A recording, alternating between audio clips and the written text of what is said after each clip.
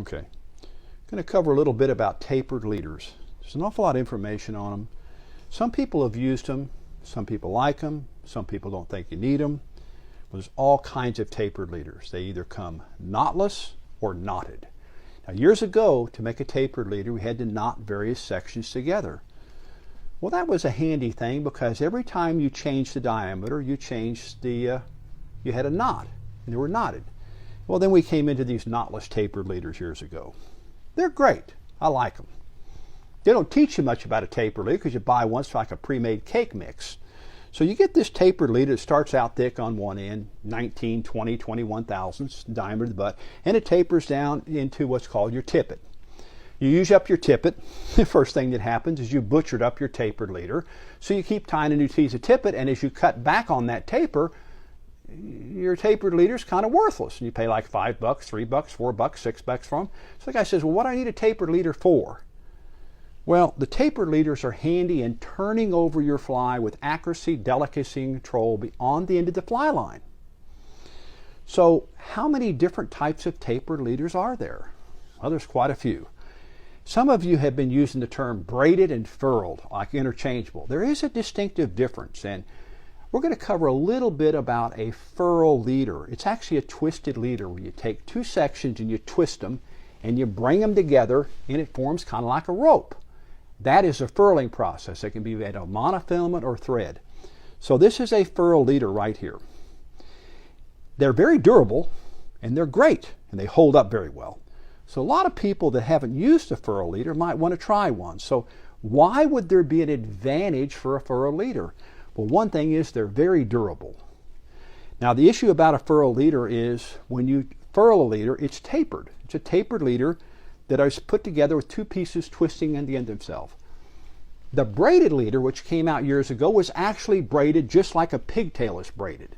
Now braided leaders, we don't have a lot of them available anymore, and the furling lever gives you a lot more control over how tight you furl it and what you make it out of. So a furl leader, this is a furl leader here that's probably about 4.5 feet long. It's got a tippet ring in the end of it, which is a little bitty ring you can tie your tippet into. Now, I don't just tie my tippet into this ring. I generally reduce it down with 2 or 3 other sections, so I have a little mini taper off of my braided leader or my furl leader. I've always done this. And then I add my tippet to it. Now, some people will take a braided or furl leader and they'll tie 3 to 4 feet of tippet on there. I've never been a big fan of that because the minute your leader turns over, if your fly falls back on your tippet, you either have too long a tippet or too light a tippet. Just remember that. The furl leaders do a good job of holding up very well. They're fairly limp. One of the things about a furl leader is when it's on the water, it kind of floats in the film and it's limp. And so it kind of contours complicated current speeds.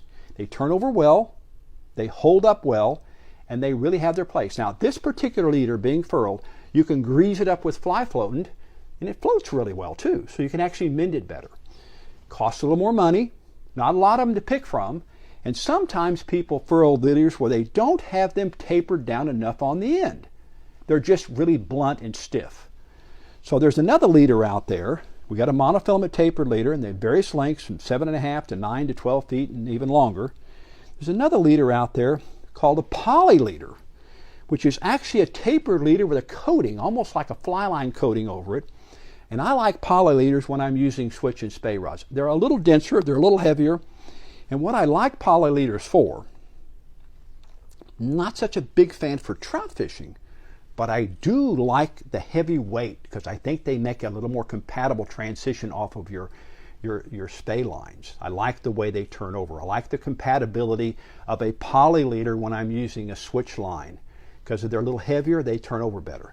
So there's a lot of information here that I'm leaving out, but you have knotted tapered leaders, knotless tapered leaders, you have furl leaders, you have braided leaders, you have poly leaders, and of course the one I covered before, you have sinking leaders. Sounds kind of complicated. They all have a useful function in fly fishing for trout or other fish. Pond fishing, sinking leaders give you different speeds and different lengths to sink. They're a good substitution for a sink tip fly line because you can put them on a floating fly line. We covered the sinking leaders before. So there is a lot of them. So would you never use a tapered leader? A lot of people won't. there might be reasons you might not use a tapered leader. Now, a lot of people that fish with heavy flies and sink tip fly lines might just put a piece of heavy tippet on, and then you don't even need a tapered leader. You might do a 10 or 12 or 15 pound piece of tippet that's 2.5 to 3 feet long, tied to the end of your sink tip fly line, because you're throwing some big gargantuan fly for silver salmon or something like that. There's no reason to use a tapered leader. So there are places you can. And when you're nymph fishing, a lot of times your tapered leaders, you might be better off tying one up with a 30% reduction, like 3 pieces together, because they'll sink faster through the water instead of the butt of a normal dry fly leader. Other leaders you can go in dry fly fishing are really light butted leaders that are supple leaders. They don't transfer drag as much, like 2s and 3 and 4 weight rods. One thing about a tapered leader that's knotted, be sure that the butt section of your tapered leader is compatible with the energy of the fly line. Put it another way. If you have a 2 or 3 weight fly line, don't use a 19 to 20 to 22 thousandths butt section leader. It's too stiff. There you might want to consider a very supple butted leader to match the supple light nature of the tip of a light fly line. Also, fur leaders work good on light lines. So down the road we might cover some more stuff. The leader issue is your connection to the fly and the fish. They can add to your presentation as much as anything outside of the fly and outside of your casting ability. So the tapered leader is a very, very valuable part of fine-tuning your presentation to the fish in standing water or moving water. And in moving water, the complicated converging, diverging currents, the tapered leader's length, the way it's constructed and what it's made out of is a big part of what's called a good presentation with control. Next time we'll probably cover a little distance on casting. Thank you.